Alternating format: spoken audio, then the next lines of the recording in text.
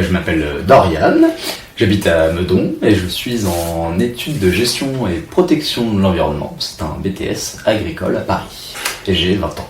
Donc je m'appelle Elsa, j'ai 20 ans, je vis en région parisienne et j'étudie du droit et de la gestion à la Sorbonne. Je me présente, je m'appelle Samuel Fan, j'ai 21 ans, je viens de région parisienne et je suis actuellement en deuxième année de BTS assistant manager. Je m'appelle Elisabeth, j'ai 23 ans, je suis dans une école de cinéma à Paris et j'habite à Paris. Je m'appelle Rudy, j'ai 20 ans, j'habite à Rueil-Malmaison dans le 92. Je suis en BTS commerce de la mode. Je m'appelle Maxime, j'ai 20 ans, j'habite en banlieue parisienne, je suis étudiant en histoire géo dans le but de devenir professeur des écoles. Est-ce que chez toi il y a des discussions politiques avec tes parents? Oui. Avec ma mère, oui, parce que comme elle est à fond pour le Parti Socialiste, bon, comme j'ai pas encore de parti politique dans ma tête, je pars un peu avec elle pour essayer de m'aiguiller, on va dire. Et bon, ça tourne un peu court parce que juste question d'idéopolitique, on n'est pas d'accord et en fait ça cogne et puis il n'y a pas de suite en fait, donc c'est un peu dommage. J'allais dire sur certains sujets il peut y avoir des débats, mais même la dernière fois on a parlé de la légalisation du cannabis et on était en général assez d'accord. Je sais qu'on est tous à peu près intéressés par la politique depuis longtemps. Je sais pas si on pourrait appeler ça une tradition, mais en tout cas, ouais, ça perdure. Maintenant, appartiens-tu à un syndicat étudiant? Non. Non, je suis pas du tout impliqué dans un syndicat. C'est vrai qu'au lycée on ne sait pas encore beaucoup de choses et que souvent en fait le passage à l'université on s'informe beaucoup plus et ce qui fait qu'après 1 ou 2 ans on a un peu plus de bouteilles et là on commence à avoir un avis qui tient la route. Oui, il y a beaucoup plus de gens qui sont engagés. Je sais pas comment ça se fait, je pourrais pas expliquer le phénomène, mais c'est vrai qu'il y en a beaucoup plus. Ils sont surtout beaucoup plus ouverts en fait, et ils sont un peu plus habiles intellectuellement entre guillemets en fait. Après je pense que ça dépend des facs, moi j'étais à Paris 4 et c'était...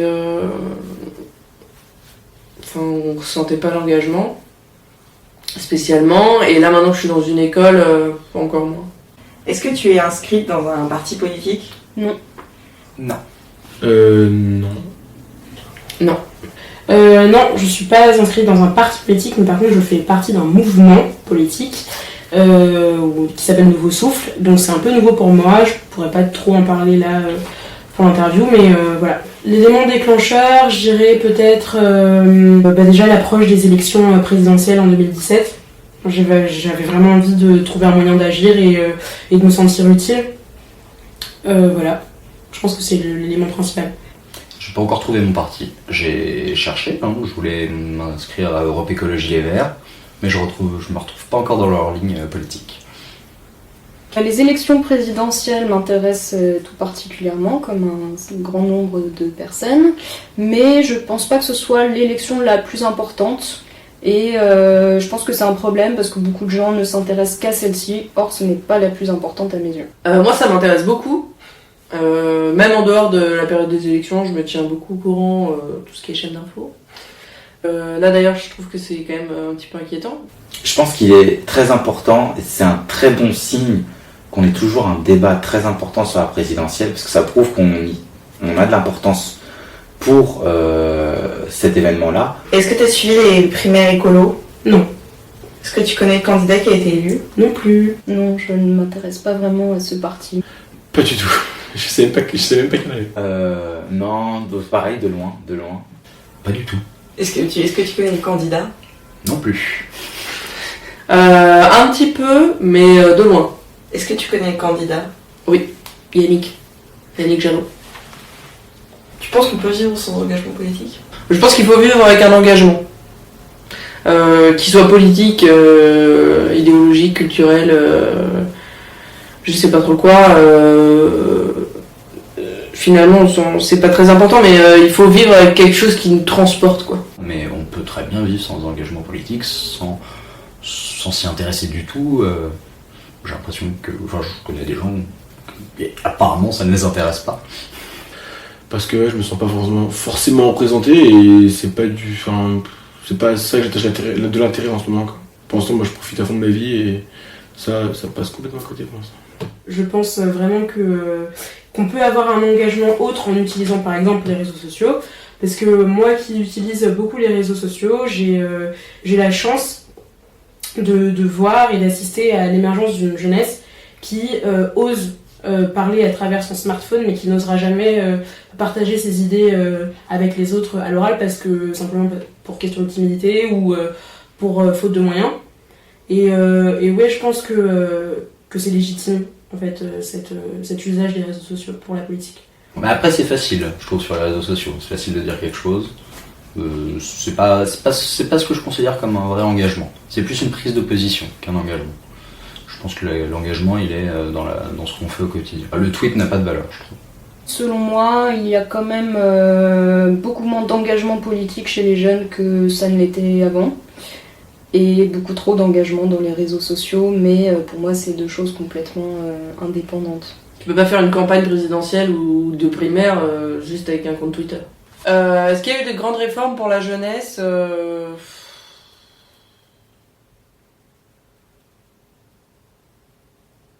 sais pas. Non, moi je trouve pas. Enfin, après, je m'intéresse pas forcément à fond, mais de ce que j'ai vu, ce que j'ai pu ressentir moi, j'ai rien vu vraiment qui a vraiment changé pour moi.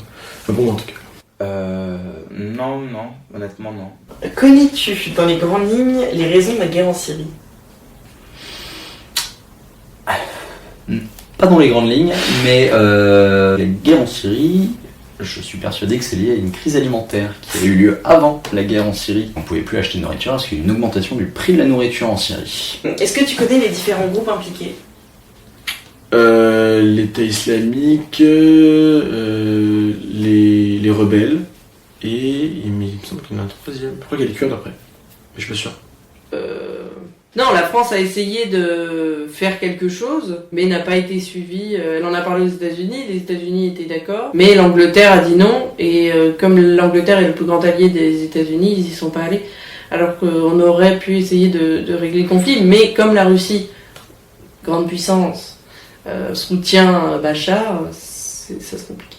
Il faut changer en fait complètement de vision, il faut changer de paradigme pour comprendre. Même si on est dans des pays qui ont toujours été proches de nous, c'est des pays méditerranéens, ils ont toujours été proches de nous, ils ont quand même une vision du monde qui est très différente.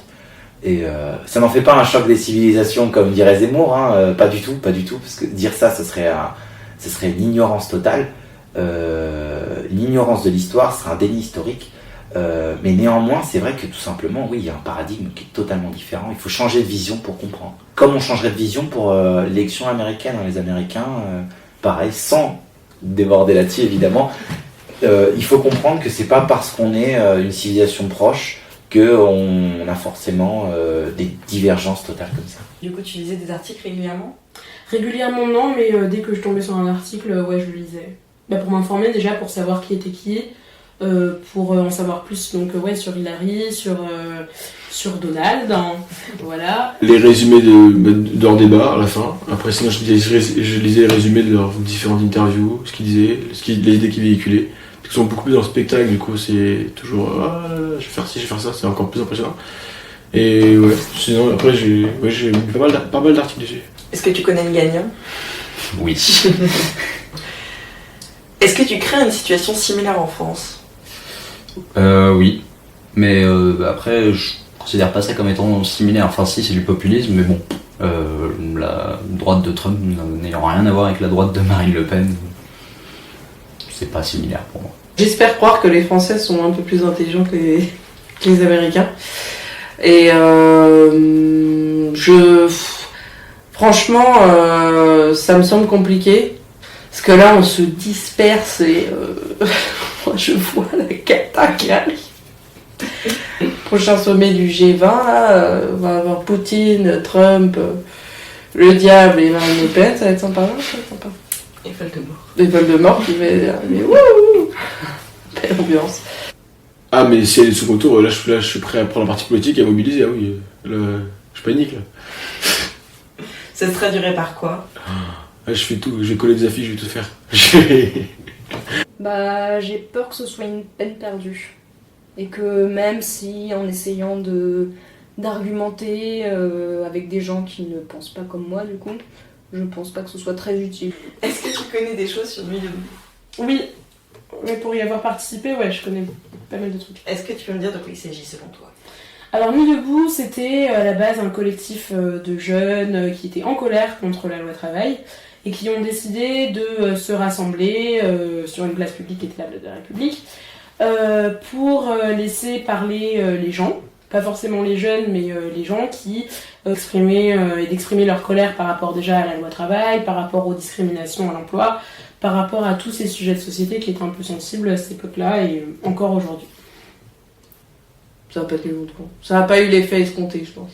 J'ai beaucoup d'amis qui ont été. Moi, j'ai pas pu parce que je tenais pas debout. J'aurais vraiment aimé y être. Moi, j'y suis allée pas au début. J'y suis allée pour voir. J'y suis pas allée pour dire ça va pas. Sur Nuit debout, je sais qu'ils dorment sur la place de... sur la place de la Bastille, hein, et je sais plus où ils dorment, hein, mais je sais même pas suivi ce qu'ils font en fait. Bah, c'est un peu un mouvement de tout, c'est un ras-le-bol en fait, collectif, pour moi, je le vois comme ça. Est-ce que tu ressens un changement depuis cette période? Non. Non. Non. Ouais, je sens que les gens ont besoin de fédérer, ont besoin de se rassembler. Est-ce que tu te sens aujourd'hui menacé par le chômage?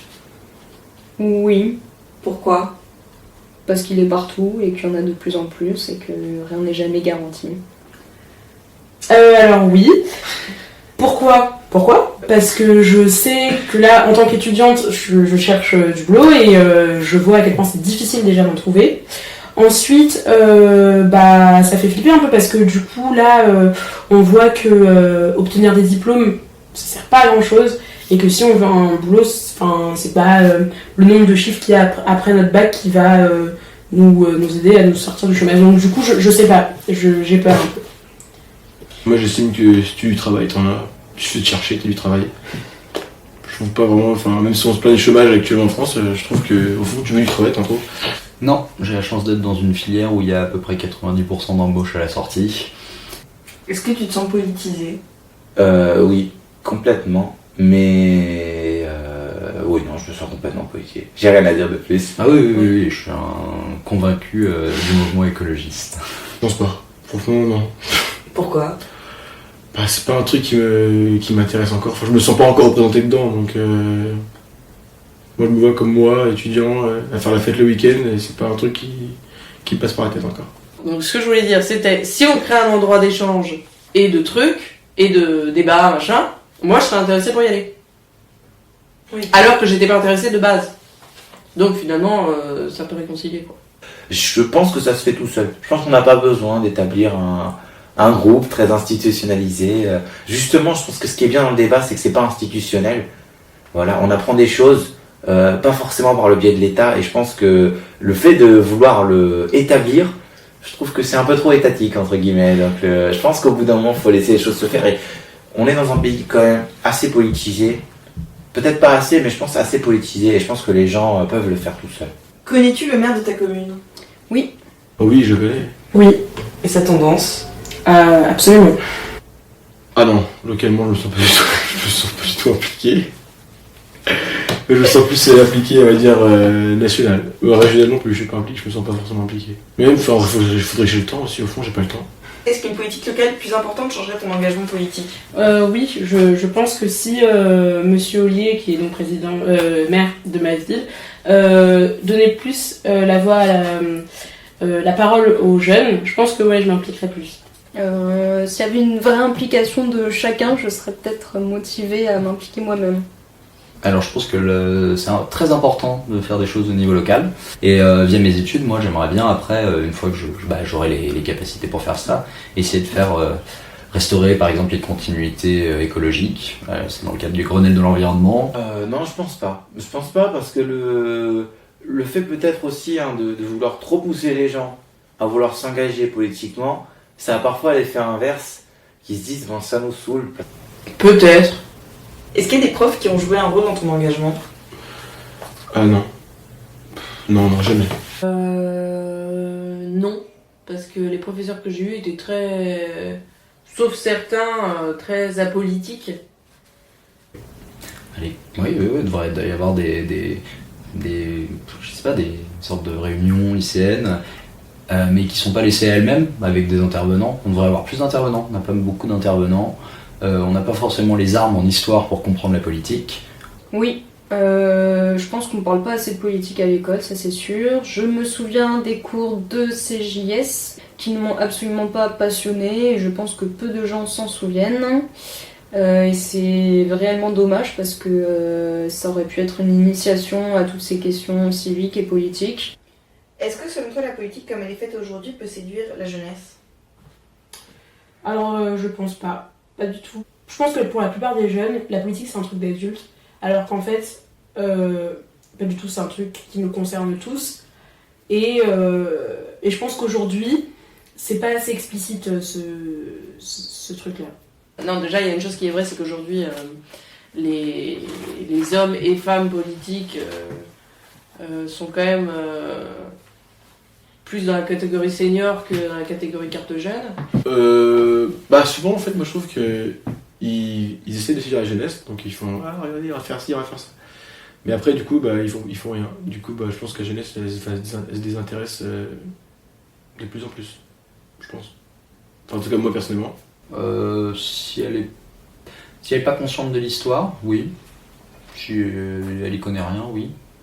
Parce qu'ils sont quand même forts en rhétorique, mais sinon, non. Après, c'est personnel, mais je trouve que les sujets abordés sont en décalage. Est-ce que tu penses qu'on peut continuer dans cette direction ou qu'un changement est nécessaire? Un changement est nécessaire et je pense c'est maintenant qu'il faut que ça change. Ah bah un changement est clairement nécessaire. Pour moi, un changement est nécessaire, ouais. Il faut prendre tout le monde et avancer tous ensemble, je pense. Parce que là, c'est un peu n'importe quoi. Pour moi, c'est n'importe quoi. Un changement est nécessaire, ça c'est sûr. Après, quel changement? Vers où? C'est une autre question. Le changement, il a déjà commencé. C'est déjà là, le changement. On le voit pas. On peut voir qu'à posteriori, les changements. C'est comme dans l'histoire. Enfin, je suis pas sûr que les gens, quand ils ont fait 89, dans les années après, ils étaient conscients que c'était une révolution. On le verra après. La révolution verte, pour moi, elle commence. Elle va avoir peut-être un pic d'ici 10 ans, ce qui sera déjà assez tard, mais c'est déjà là. Il faut juste qu'on arrive à nos postes.